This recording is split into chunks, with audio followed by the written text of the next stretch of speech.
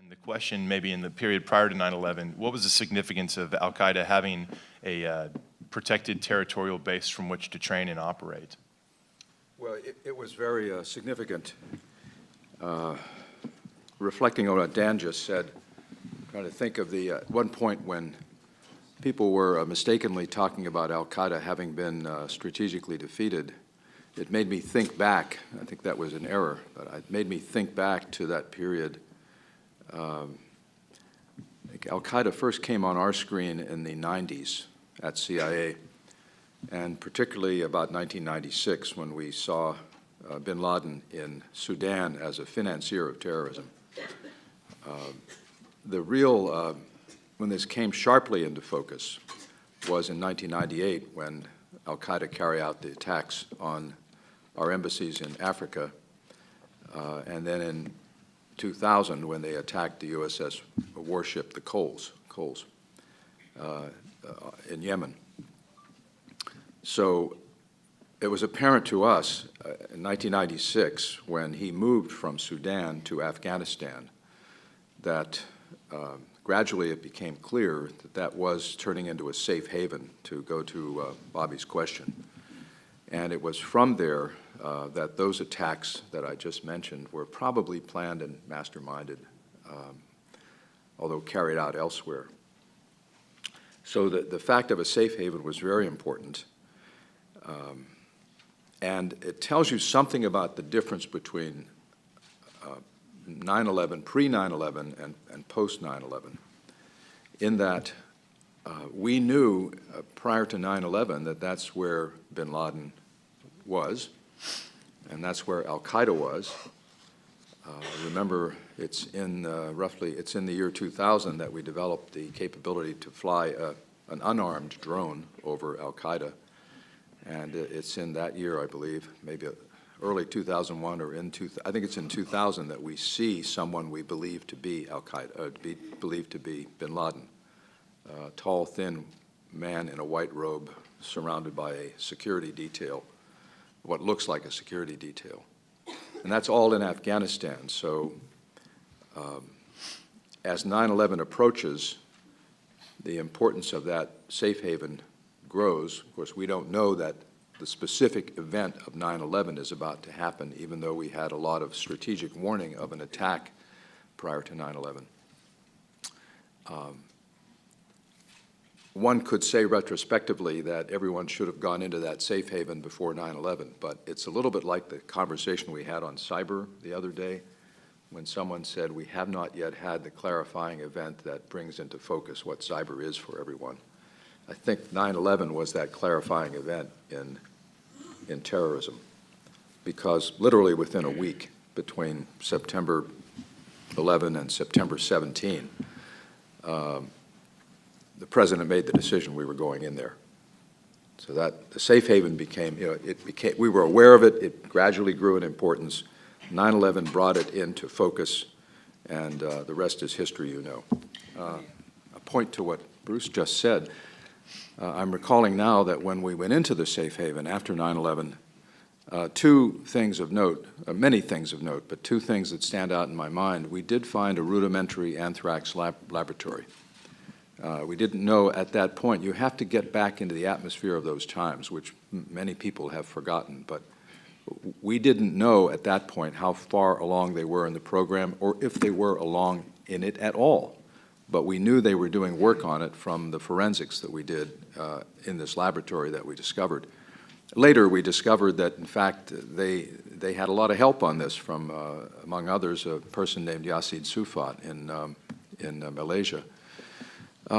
Second big thing that I recall is we had absolutely clear evidence that bin Laden had met in that sanctuary with two Pakistani nuclear scientists.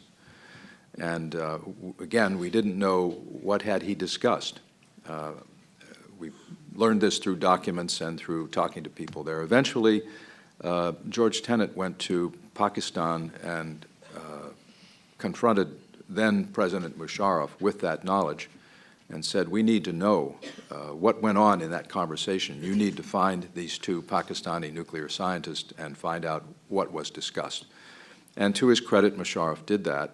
And what we learned was that they had had a discussion along the lines of, what do I need for a nuclear weapon? How would I put it together? We had found a crude, the sort of thing I might draw if I were drawing an explosive device, a kind of crude scientific diagram. And as I recall, the scientists said to him, you know that the long pole in the tent is nuclear explosive material, fissile material. And he was alleged to have said, how do you know I don't already have it? So that was the atmosphere of those times. That was what we were working with, that kind of, imagine that coming into today's atmosphere. Strauss said, thinking back on that period, because Bobby, you asked about pre-9/11. So you heard my history of how the CIA gradually became aware of and focused on bin Laden. It's in 1996 that we form a special unit within the CIA to look exclusively at bin Laden. So we're looking at him throughout this period. It's in the Clinton administration that the attacks on our embassy and the USS Cole occur, the Cole near the end of the Clinton administration. And by the way, when people try to assign blame, if you will, to these two administrations, Clinton and Bush, as someone who was there at the intersection of them, I got to tell you, both worked hard on terrorism. And they both ran out of time, is the way I always put it. In any event, in the Clinton administration, because of those attacks, they were obsessed, particularly in the latter part of the Clinton administration, with bin Laden and with Al-Qaeda. And in the last year, perhaps in the last 6 months of Clinton, Sandy Berger, then the National Security Advisor, asked us for a memo every single day, maybe we didn't do it on Sunday, on what we knew about this problem. And in the last 3 months or so, he said, I want you to put together what he called a blue sky plan for how we would attack Al-Qaeda and end this problem. And by blue sky, he meant unconstrained by resources. Just tell me what you have to do. And so we did that. I remember sitting in my basement with my dog. The dog did not have input. But, we had a crude secure fax, and I would be faxing this back and forth to various people, principally a fellow named Kofor Black, who may be known to many of you. And we ended up with a plan. But the Clinton administration ran out of time. Pure and simple. They didn't even have time then to actually look at that plan and deliberate on it and look at it from a practical point of view. The Bush administration comes in, and every administration that I've ever worked for takes a few months to review everything and figure out where they want to be on all of these issues. And they did that, and to their credit, I would say through the summer of 2001, without knowledge that this was going to happen on September 11, they convened meetings to discuss what to do about Al-Qaeda. And these were very intense meetings. If you want later, I can take you through all the subjects discussed. But their last meeting of principals, that is the Secretary of State, Secretary of Defense, and so forth, was held on September 4. And at that meeting, they were coming close to decisions on key deployment issues. And the meeting ended with, we'll get back together. And 7 days, 9/11 happens, and then from then on, the decision-making is rapid. And almost, it turned, from that point on, it's bang, bang, bang. Everything just happens at once. Decisions are made in minutes that would have been made in days or weeks before, and the whole thing unfurls. Now, the anecdote, when the President instructs us on September 17, this is to go to the point of the relationship that, when I talk about how the CIA has changed in the last 12 to 14 years, among the 4 or 5 points I would mention is an incredibly close and productive integration with the military. I mean, it's astonishing.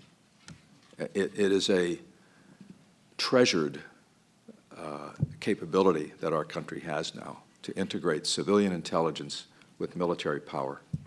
And I hope we never lose it. But it took that time. So we're in the White House Situation Room, and the President, a couple days before, at September 17, Monday, in the Cabinet Room, had given everyone orders. And our orders were to get some teams into Afghanistan, which we did, 2 teams, 15 days after 9/11. Long story there, but we had sources on the ground. We had been cultivating the Northern Alliance. There were people there ready to receive us. We had old Soviet choppers we could slip in on and so forth. And the then chairman of the Joint Chiefs, a wonderful guy, was reflecting on how we were going to integrate special forces and CIA officers on the ground in Afghanistan. And I remember him scratching his head and saying, "What are we going to do about uniforms? Because if we don't wear uniforms, we're not soldiers and we don't have the Geneva Convention protections."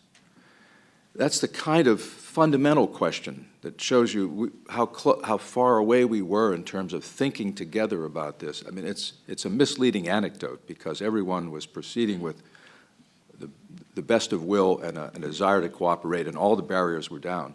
But we were feeling our way. Of course, after these teams went in, no one thought about that at all. They all looked alike. They were all riding around on horses, and CIA officers were handing out intelligence. Special Forces officers were designating targets, and Kabul fell by November. Thinking back, the theme at the CIA was relentless pursuit and pressure on Al-Qaeda. We felt, in a way, uniquely responsible for protecting the country. We were simultaneously being blamed for it, and that's another story. I mean, my take on that in a sentence is we gave very, very good strategic warning. You can read the 9/11 Commission report and that chapter on the lights were blinking red. That's our phrase. Prior to 9/11. We did not have precise intelligence on time and target, and we failed tactically, but we had given good strategic warning. For a variety of reasons, the country was not able to operate. No, the intelligence was not operable, if you will. I don't blame anyone for not doing what, in retrospect, appears to have been logical to do. One of my friends at the CIA always says, recall that very little done after 9/11 could have been done before 9/11 in terms of the political capital that our nation was prepared to invest in it. So that's not a blame statement, that's just a statement of how things work. Think about that with regard to cyber. So when 9/11 happens, I think we feel doing something about it is on our shoulders initially, primarily because of what's been said here about what Mike said about the military with all good intentions was not, this was not what they thought about every day. This was what the CIA thought about every day. And so it fell to us to pursue these people, find them, and disrupt the networks with the assistance of the military, the Treasury Department, the National Security Agency, all of the intelligence agencies, and over time, the increasing involvement of particularly special operations from the military side. And we would have a meeting every day at 5 p.m. In our conference room, chaired by the director, and that meeting is somewhat legendary. Some people in the audience were there. Phil Mudd was there. I think Phil Mudd's written a book about it or something. But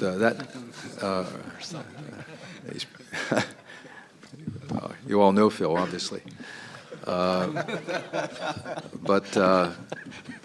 it was legendary because we had everyone in the room.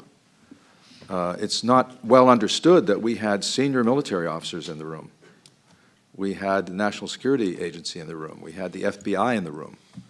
And we could hear the intelligence coming in from the field from all sources, not just from our agents, but from SIGINT and overhead imagery and everything.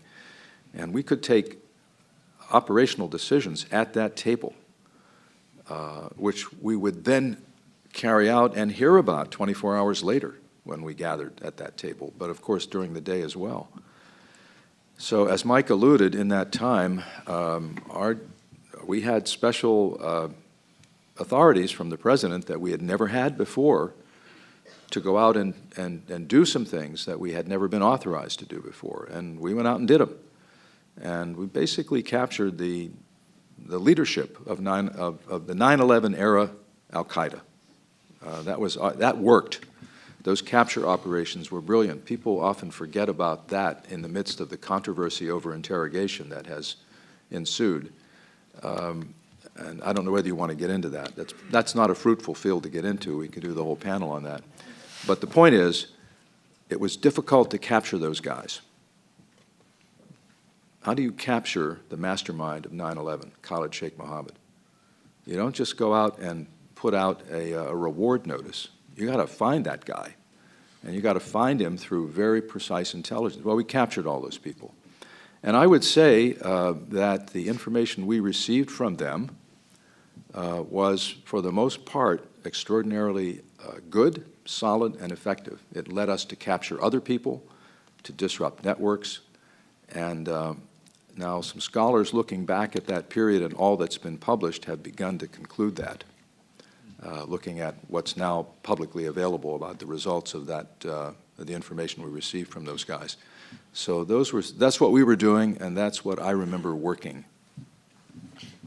Following up on that, have we institutionalized the capacity to coordinate in the way you just described and to develop the manhunting intelligence necessary to be able to locate specific individuals in that way? Or is that something that existed for a moment in time and Well, is atrophied? Mike should talk about that. I haven't been in the government for a few years, but Mike can either confirm or negate what I'm about to say. My sense is that's become very institutionalized. In these early days, everyone was feeling their way.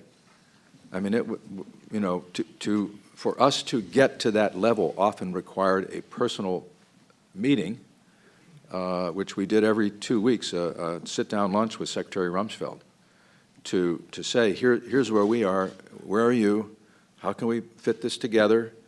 And we gradually merged things, but I think it's probably at a level we couldn't imagine then. I mean, I'll just step aside and say it's gone to another level.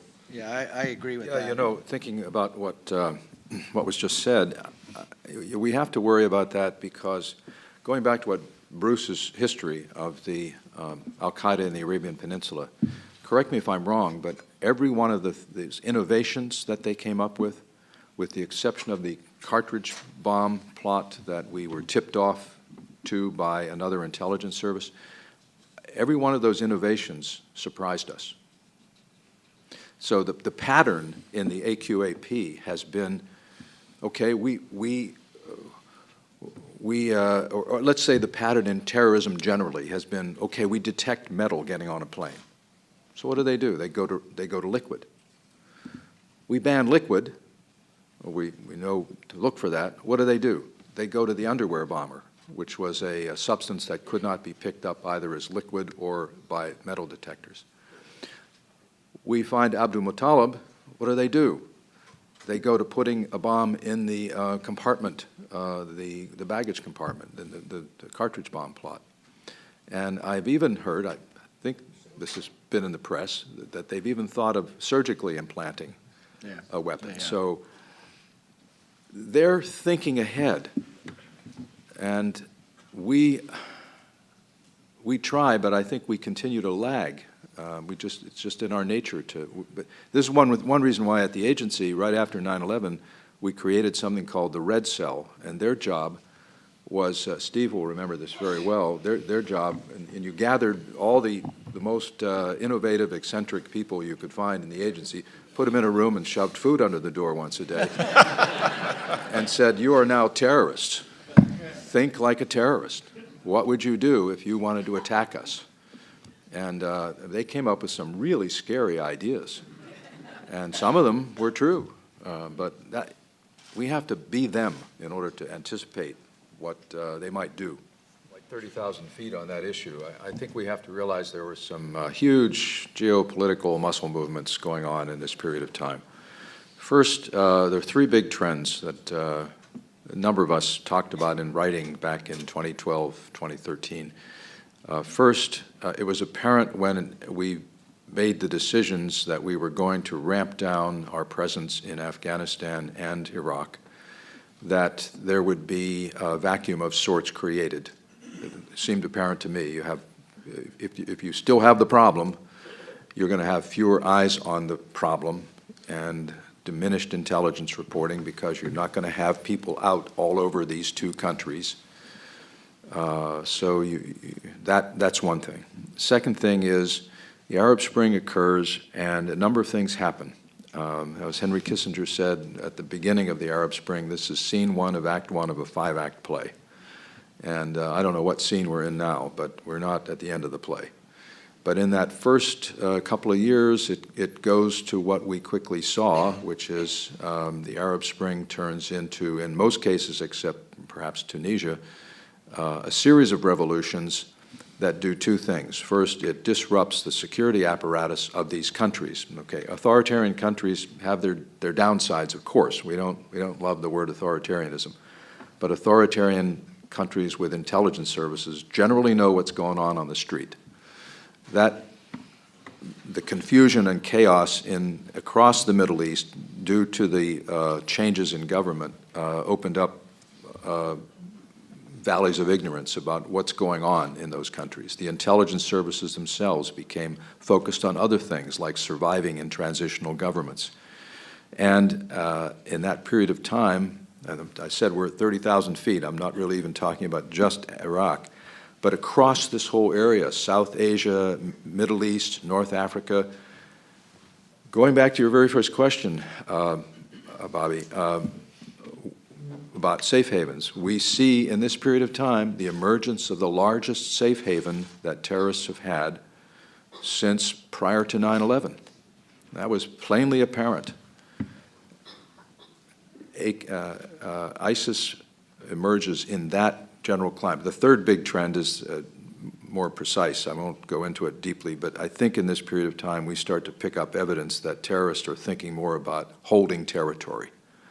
You see this in documents captured in Mali when the French go in, where the group that was taking over and repelled by the French are saying things to their commanders, like the leader is saying to their commanders, look, we have to think about holding territory and treating people differently, and we can't just come in and run roughshod over everything. They're starting to think in those terms. So AQ, it's in that atmosphere, particularly when Syria's Arab Spring goes bad real fast, and it's apparent that Assad is going to put down that movement in a brutal way, and that Sunnis, 70% of Syria, are suffering. That becomes a magnet for foreign fighters, and AQI transforms into ISIS and exploits that more effectively than any other group, including the remnants of Al-Qaeda, Al-Nusra, and so forth that were in Syria. So those are the big trends that I think ISIS was riding in this period.